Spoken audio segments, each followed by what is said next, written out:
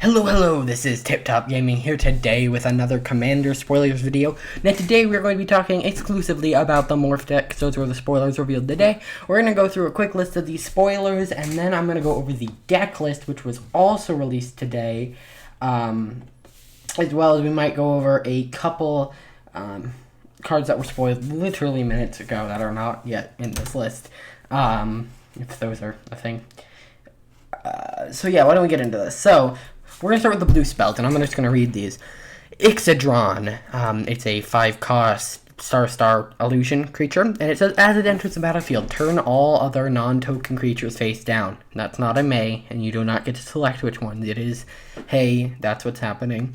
Ixodron's power and toughness are equal to the number of face-down creatures on the battlefield. If I'm not mistaken, unless it states that they can be flipped up, they are permanently 2/2s. Alrighty. Then, we have Vesudon Shapeshifter, which I think is a really fun one. Whenever it enters the battlefield or is turned face up, you may choose another creature on the battlefield. If you do, it becomes, until it is turned face down, it becomes a copy of that creature, except it has, at the beginning of your upkeep, you may turn this creature face down. So basically, what you can do is, you basically have this enter the battlefield, or turn it face up for 2... and you basically just can make it anything on the field. Any creature on the field. You don't have to own it. And then you have the option to flip it back over and pay 2 to then copy something else. I think this is a very powerful card. It's going to be really fun. Then we have Sudden Exchange. Now, the reason this one looks different is because I had to regenerate it in a card maker because it was in a different language, so the name of this card may be different. But it's Sudden Exchange. Split second, as long as the spell's on the stack. Players can't cast spells or activate abilities that aren't mana abilities. And then, exchange control of target non-creature spell and target creature spell. You may choose new targets for the spell. So, say, you want to board wipe all creatures except my creatures. Then you could trade with them an Ixodron, or a 2/2 creature that was created with Ixodron. And,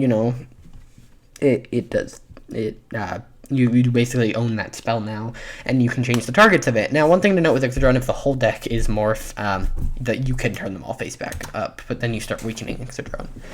Next, we have Stratus Dancer, which is a 2/1 flying Megamorph, which, as you know, it's just Morph, but they get a counter on it.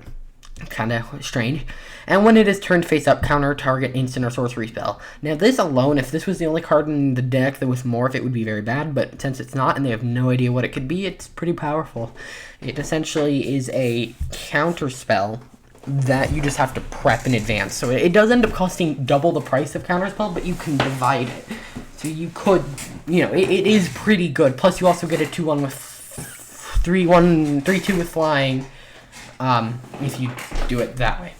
Or you have the option to just not counter something with it and get a creature. Then we have Chrome Shell Crab, which is a 3/3 with Morph for 5, and when it is turned face up, you may exchange control of target creature and opponent controls target creature you control, and basically you get to swap control of 2 creatures. Then we have a 3/3 for 4, or a Morph of 6 cost, which is kind of crazy.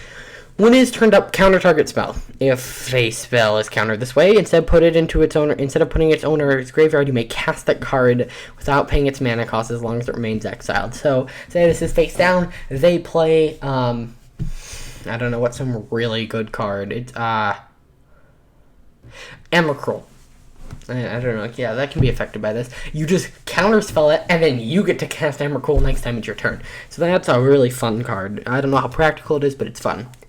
Then we get to the black spells, and we have Gift of Doom, which is Enchant Creature. Enchanted creature is Death Touch and Morph, and it has a Morph cost. So you can pay 5 and just put it on something. Or you can pay 3. You may pay 3 and then sacrifice another creature, basically, and attach this to any creature, because that's what happens when you turn it face up. Then we have at the Thieving Amalgam, which is a 7-cost 6/7. It says at the beginning of each opponent's upkeep, you may manifest the top card of that player's library, which says put it on the battlefield down as a 2/2 creature. Turn it face up anytime for its mana cost if it's a creature card. So you could manifest a spell and it just become a 2/2, which also is just a free 2/2. And this is crazy. So it's at the beginning of each opponent's upkeep. So if you're in playing a game and you have 4 people, well then, every basically turn you get 3 2/2s. And if they're creatures, you can flip them up. And I don't know, do you need the right colors of mana? That's the one thing I don't know. And if whenever a creature you control but don't own die, its owner loses 2 life and you gain 2 life. So say you get I don't know, you get someone else, you get your opponent's, you get your opponent's Ixodrone with this. When that Ixodrone dies, whether it's a 2/2 or Ixodrone, they lose 2 life and you gain 2 life. And then Bane of the Living, which says Morph X black, and it says whenever it's turned face up, all creatures get -X until end of turn, including it. So if X is 3 or greater, this also will kill Bane of the Living. Just so you know. But you can do this at instant speed, so that could be useful. Then we have Apex Allosaur, which is when it enters the battlefield, it fights target creature you don't control, and it's by the way, a 9 cost 10/10. And whenever it's dealt damage, it fights 1 target creature you don't control. Then we have 2 cards that had to be translated. We have Way of Return. Choose one, return a permanent card from your graveyard to your hand, and then put your commander into your hand from the command zone, meaning you can pay 2 and basically get around any bonus costs that are needed to cast it, except for the 2 you paid here, but you can split that up over turns. And then if you play 2, you can choose both. Then we have Raptor of, I don't know, they didn't translate that. And it's a creature dino beast. And it has Death Touch. I don't know, I didn't write down the stats apparently. Whenever a permanent you control is turned face up, you may return it from the graveyard to the battlefield face up or face down. And then you have a Megamorph cost. That's fun. Then we have Nantuko Vigilante. I'm sorry I'm going through these quickly, there's a lot of them. It's a 3/2 with a Morph for 2, and when it's turned up, destroy artifact and enchantment. Pretty simple. Trail of Mystery. When a face-down creature enters the battlefield under your control, you may search your library for basic land card, reveal it, put it in your hand, and shuffle your library. Whenever a permanent you control is turned face up, if it's a creature, it gets +2/+2 until end of turn. We have Creatures with Power, and then we have Den Protector, which is a 2/1 for 2, and creatures with power less than it can't block it. They have Megamorph, and when it's faced up, return target creature from your graveyard to your hand. Pretty cool, especially if you can flip it back down. You can basically, if you have a constant way of being able to flip it upside down, then you have an infinite way of returning things, as long as this thing doesn't die. Then we have, in artifacts and enchantments, we have Strionic Resonator, which you can pay 2 and tap it to copy target triggered ability you control. You may choose new targets for the copy, so it says it's like when or whenever or at. So for instance, if it says, I think we have an example back here, at the beginning of each opponent's upkeep, technically that's your trigger, and it's a triggered ability, since it's a triggered ability, you could copy that for 2. It's an interesting card. Then we have 3, and it says manifest a card from your hand. So you just take a card from your hand, put it onto the battlefield as a 2/2, and then turn it up. So if it's a card with Morph, or even not, you can just basically, if it's a card with Morph, generally you get it for a cheaper deal. For instance, this Nantuko Vigilante, instead of having to pay 3 + 2 for a total of 5, you really only end up paying 2, because it still has the Morph ability. While it may say you can either cast it then for a 4 cost or a 2 cost, if I'm not mistaken. You can either pay 2 or 4. Then we have Pendant of Prosperity. Pendant of Prosperity enters the battlefield under the control of an opponent of your choice, and then they can pay 2, tap it, and make both you and them draw a card, and you and them put a land from your hand onto the battlefield. Then we have Thespian Stage, which is a reprint, and it's a tap add generic, and pay 2, tap it, and it becomes a copy of target land except it has this ability, and that's forever. So there are some things like Below the Ice, and there's a bunch of cool stuff you can do. It also doesn't have to be your land, so you could copy your opponent's lands. Then let's get into legendary creatures. We have Rayami, First of the Fallen. If a non-token creature would die, exile that card with a blood counter on it instead. As long as an exiled creature card with a blood counter on it has flying, Ramai First of the Fallen has flying. The same is true for First Strike, Double Strike, Death Touch, Haste, Hexproof, Indestructible, Lifelink, Menace, Protection, Reach, Trample, and Vigilance. So basically any evergreen keyword, if a creature dies with it, instead it gets exiled, but this person gets it. So theoretically, this could be a 5/4 with Flying, First Strike, Double Strike, Death Touch, Haste, Hexproof, Indestructible, Lifelink, Menace, Protection from everything, Reach, Trample, and Vigilance, which would be terrifying. Still only a 5/4, but it's, you know, it had Double Strike and it'd be crazy. Then we have Vollrath, the Shape Stealer. At the beginning of combat on your turn, put a -1/-1 counter on up to one target creature. And then you can pay 1, and until your next turn, Vollrath becomes a copy of target creature with a counter on it. So with any type of counter, it doesn't have to be a -1/-1 counter, except it's a 7/5 and has this ability. Notice this doesn't make it tap. It's still this on your opponent's turn. It's a 7/5 for 5, and it's just slowly weakening creatures. This card is insane and would be a fun card to run as a commander. I don't know if it's going to be the more powerful commander, but it would be fun. Then we have Griswold the Dread Sower, which is a 3/3 trample. At the beginning of your end step, each player creates a 1/1 green plant token creature. That includes your opponent's, and then whenever a creature token dies, including your opponent's token creatures, put a 1/1 counter on Griswold. Then we have Vraska the Unseen. This is, I believe, a reprint, and it says +1 until end of turn. Whenever a creature deals combat damage to Vraska, destroy that creature. -3, destroy target non-land permanent. Any non-land permanent. And then her -7 says, create 3 1/1 Black Assassin creature tokens with, whenever this creature deals combat damage to a player, that player loses the game. And of course, this is a 5 loyalty for 5. Not bad. It's fun. I like Planeswalkers. I'm glad there's one in here.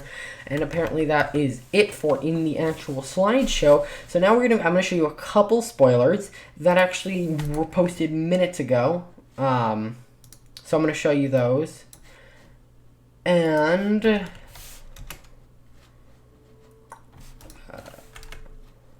okay.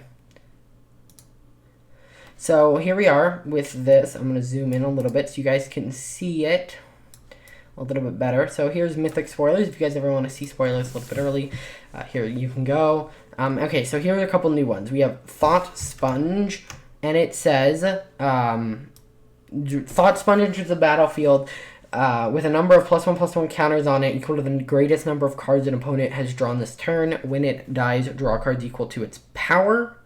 So that's cool. Basically, whenever when it enters the battlefield, say your opponent drew 15 cards, this thing becomes a 16/16, and when it died, you draw 16 cards. That's pretty cool. And then here's some examples of lands. I'm going to show you the full list of lands here in a sec. Sunken Hollow, Prairie Stream, Sungrass Prairie, and Cinderglade are just the 4 showcased here. Those are basically it. Let me show you the website. Let me show you the deck list. Sorry. They've added so much. So here's the deck list. So I'm going to go through it. I'm not going to read what everything does. And I guess this was a reprint. But I will go over like lands maybe a little bit more. So we have Vraska the Unseen, Death Mist Raptor, which apparently was that card. I could have just Googled it. Apparently that was already a card. Hooded Hydra, Chrome Shell Crab, Ixodron, Keru Spell Snatcher. So a lot of these are older cards already. Thousand Winds, the Suvan Shapeshifter. So that's the other card that I said was really good. We have Bane of the Living, Grandma Harupex. Yeah, whenever a non-token creature you control dies, draw a card. That is crazy. And it has a morph cost of 1. Then we have Slumber Assassin. Then we have Den Protector. Seedborn Muse. This is the deck with Seedborn Muse in it. That's a good card. Thelonite Hermit. Sagu Muller. Willbender. Skin Thinner. It's an older card. Well, that's pretty cool. Antioch Survivalist, Great Oak Guardian, Nantico Vigilante, Sakura Trivelder, Ice Feather Aven. Ghastly Conscription, so exile all creature cards target player in target player's graveyard in a face down pile, shuffle that pile, then manifest those cards. Why does it need to shuffle? Exile all creature cards from target player's graveyard in a face down pile, shuffle that pile, then manifest those cards. I guess it's so it does it in random order. Hex, destroy 6 target creatures for 6. Wow. Oh wow, I'm talking really loud. I'm sorry. And then Overwhelming Stampede. Until end of turn, creatures you control get trampled +X/+X, or X greater than number power. I'm just going to go through this a little bit more. Cultivate. Explore. Farseek, Urban Evolution, Biomass Mutation, Echoing Truth, Reality Shift, Putrefy, Soultide Charm, which, that's cool. We have Psionic Resonator, Soul Ring, of course, Thrawn Dynamo, that's interesting. Trial of Mystery, Bounty of the Luxa, Secret Plans, Darkwater Cat. Okay, so this is just, I'm just going to quickly run through these.